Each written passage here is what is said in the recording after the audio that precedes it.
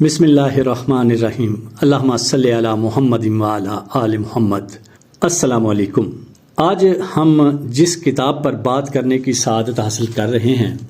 اس کتاب کا نام ہے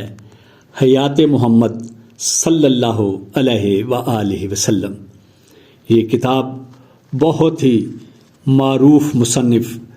مصر کے بہت نامور ادیب محمد حسین ہیکل کی لکھی ہوئی ہے۔ انہوں نے اس کو تالیف کیا ہے۔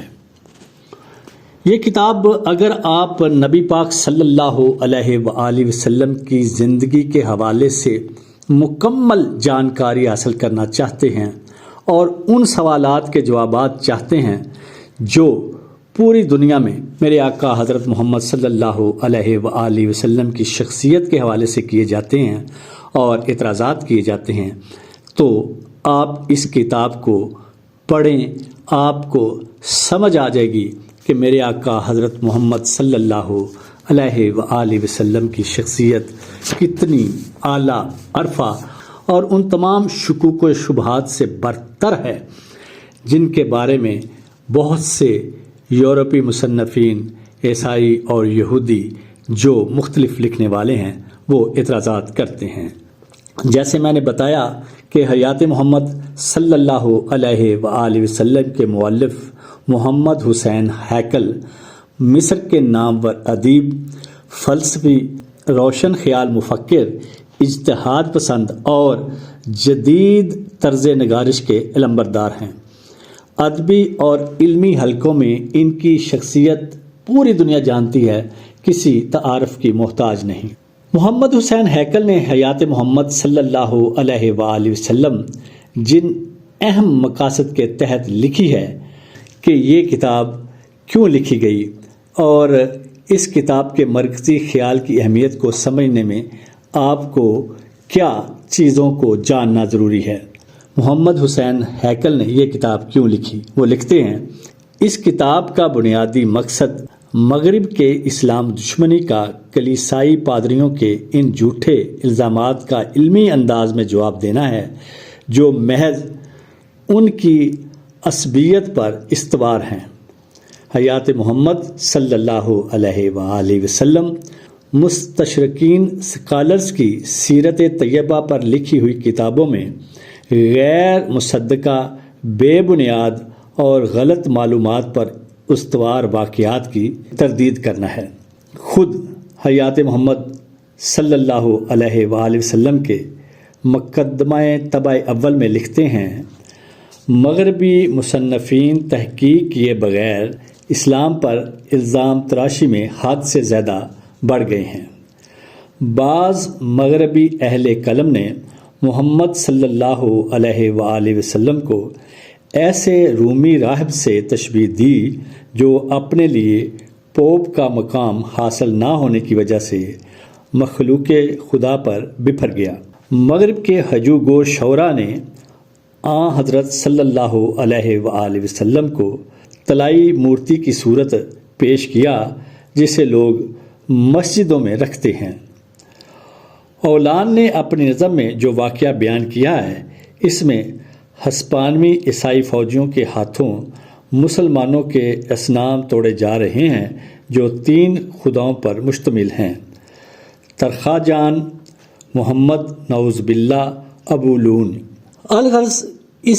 ان کینہ پرور ہذیان گو مسیحی مصنفین کے ایسے ہزلیات مسلسل نشو و نما پاتے رہے ہیں، خصوصاً وہ اہل قلم جو اپنے آپ کو بہت بڑی چیز سمجھتے ہیں، جس میں زدلف ولوہیم، نکولو ویلس، وکیکس، مراتشی، ہوئنگر، بلیاندر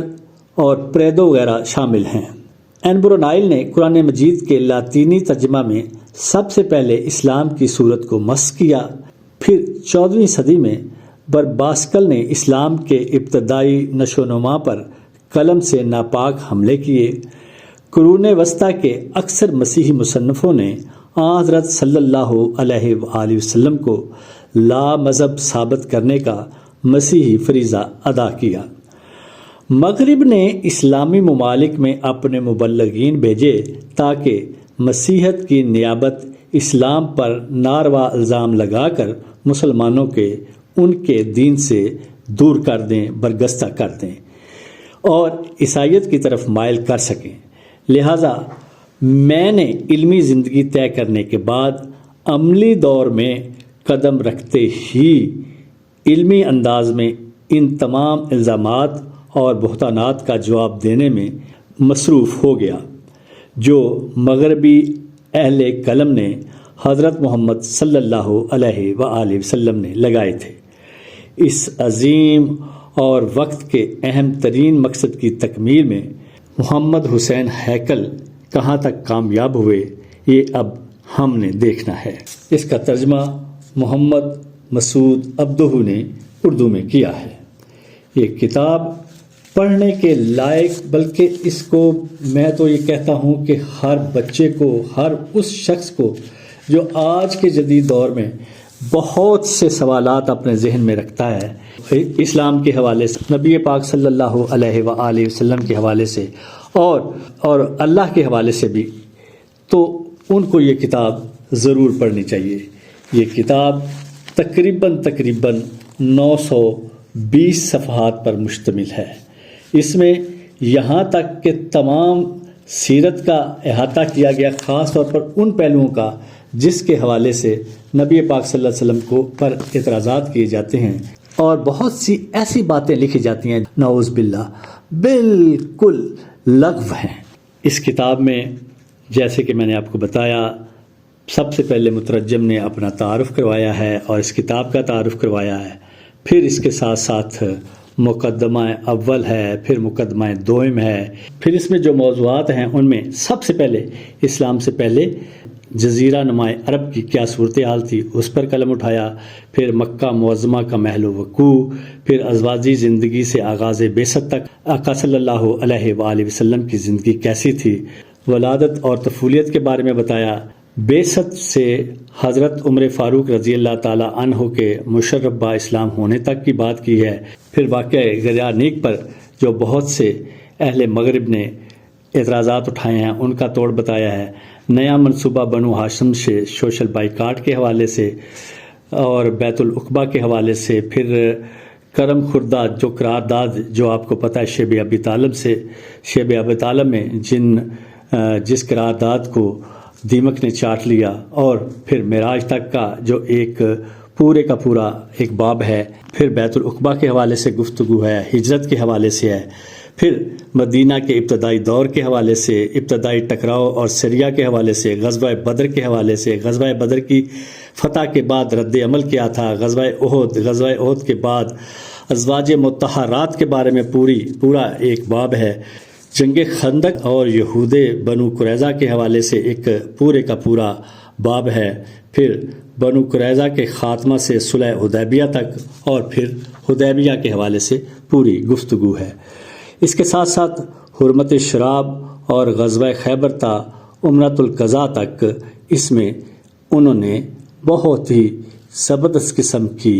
تحقیق کے ساتھ چیزیں تحریر کی ہیں۔ غزوہ موتا اور دوسرے غزوات و سریہ کے حوالے سے ایک پورا باب ہے، فتح مکہ اور تطہیر کعبہ، غزوہ حوازن اور طائف، مدینہ طیبہ میں واپسی، غزوہ تبوک، حضرت محمد صلی اللہ علیہ وآلہ وسلم کے فرزند حضرت ابراہیم علیہ السلام کی وفات، سال وفود ایک بار پھر اس پہ گفتگو ہے، اہل کتاب سے حجت الوداع تک ایک پورا باب ہے، پڑھنے کے لائق ہے، آپ کو وہ چیزیں ملیں گی کہ آپ حیران، اور یہ بات ہم کو جاننا ضروری ہے کہ ہم اپنے آقا صلی اللہ علیہ وآلہ وسلم کی پوری زندگی کے حوالے سے جان سکیں۔ پھر آخر میں آقا صلی اللہ علیہ وآلہ وسلم کی علالت سے وصال تک، اور اس کے بعد رسول کریم صلی اللہ علیہ وآلہ وسلم کی تدفین، اور پھر اسلامی تمدن قرآنی نقطہ نگاہ سے، اور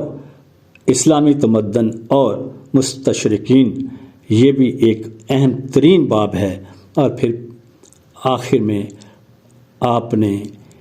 حرف آخر تحریر کیا ہے، یہ بھی پڑھنے کے لائق ہے۔ اور سب سے اہم بات یہ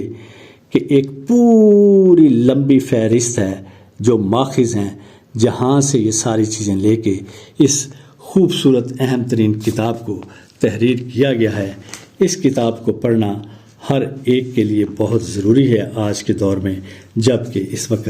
ہر طرف سے فتنے اٹھ رہے ہیں۔ اس سے یقیناً آپ بہت کچھ حاصل کر سکیں گے۔ مجھے اجازت دیجیے، اللہ نگہبان۔